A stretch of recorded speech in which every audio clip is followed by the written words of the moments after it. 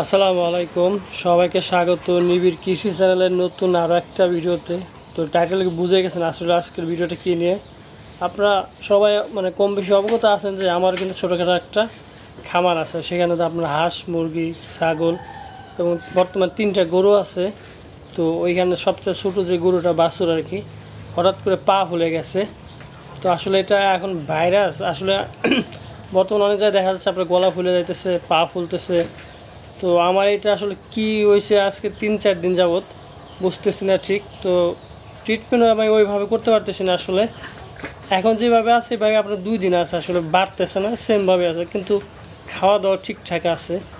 তো আপাতত কী করতেছি আসলে আগে বিষয়টা আপনার দেখে আসলে কোন অবস্থায় আছে, তাহলে আসলে বুঝতে পারবেন। আর যদি এরকম পরিবেশ বা পরিস্থিতির সম্মুখীন আপনার কেউ হয়ে থাকেন, কমেন্টে জানাবে আসলে আমি কী করলে এখান থেকে প্রতিকার পাইতে পারি বা উপকার হতে পারে আসলে, বা কী ট্রিটমেন্টটা দেওয়া যায় আপনার।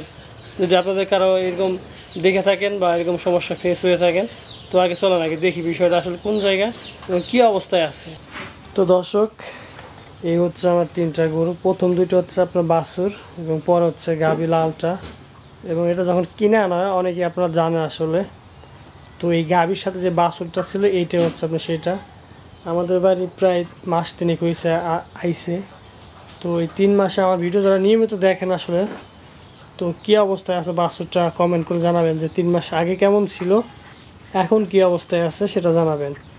আর যে মেন যে বিষয়টা আপনার এই যে এইখানে হচ্ছে আপনার পিছনে যে পাটা আপনার একটু খেয়াল করলে দেখতে পাবেন আসলে প্রথম দিকে যে পাটা আছে এটা কিন্তু ঠিকঠাক, এবং পরে যে পাটা আছে এটা কিন্তু আপনার একটু ফোলা ফোলা বা একটু মোটা লাগতেছে। তো এইটাই হচ্ছে আসলে সমস্যাটা যতটুকু দেখানো যাচ্ছে আসলে। তো এরকম যদি পরিস্থিতি কারো হয়ে থাকে সেক্ষেত্রে আপনারা কী করতেছেন বা ট্রিটমেন্টটা কী দিতেছেন সেটা তো আমার কমেন্ট করে জানাবেন।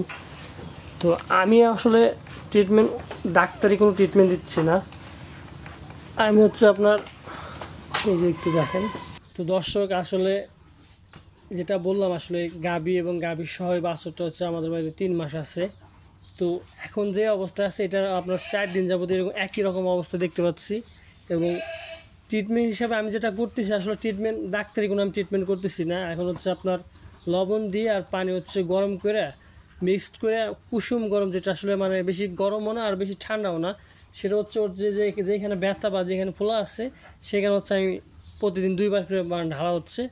আর একটা কাজ করা হচ্ছে সেটা হচ্ছে আপনার আগুন উপরে আপনার নরম কাপড় বা একটু ওইগুলো হচ্ছে গরম করে 2 পাশটা হচ্ছে আপনার সেঁক দেওয়া হচ্ছে।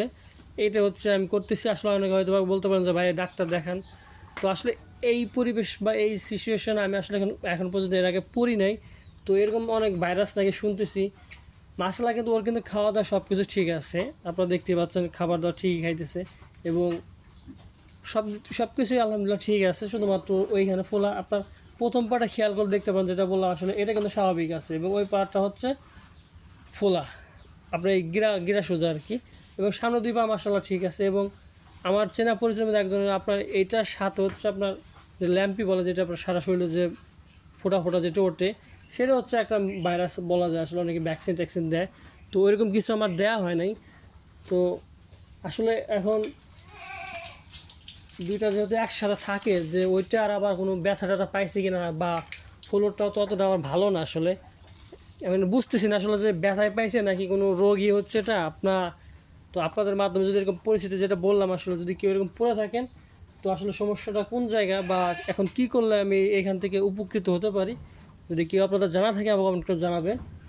আর এটা হচ্ছে বিষয়টা। আর যদি এরকম সমস্যা আপনার কেউ পড়ে থাকেন, এই যে আমি লবণ এবং গরম পানি দিয়ে যে ট্রিটমেন্টটা করতেছি, মাসাল্লাহ আমি 3-4 দিনে বাড়তেছে না, আসলে একটু হলে কমতেছে। তো আসলে জানি না আসলে এটা ভাইরাসই নাকি অন্য কারণে ব্যথা পাইছি কি না, যেটাই হোক, যদি এরকম সম্মুখীন কেউ হয়ে থাকেন, তো এই গরম পানি কিন্তু ঢালা আপনি উপকৃত হইতে পারেন। কারণ আমার ব্যক্তি জীবনেও কিন্তু অনেক সময় দেখা যাচ্ছে আপনার ভাঙে গেলে বা কোনো কিছু হইলে পারে, সেখানে কিন্তু গরম ছ্যাঁক দিলে বা ব্যথাটা কমে যায়, বা পানিটা এই গরম পানি ঢাললে একটু ব্যথাটা কমে।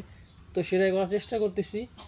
তো এই হচ্ছে বিষয়টা। তো আর কি, যদি আপনাদের পরামর্শ চাচ্ছি যারা অভিজ্ঞতা সম্পন্ন লোক বা এই সমস্যার সম্মুখীন যারা হয়েছেন, এটা বারবার বলতেছি আসলে আমাকে পরামর্শ দিয়ে সহায়তা করবেন এবং ইনশাল্লাহ পরবর্তী এটা কি হয় যে গরম পানি ডালতেছি লবণ মিক্সড করে ইনশাল্লাহ আপনাদের জানাবো।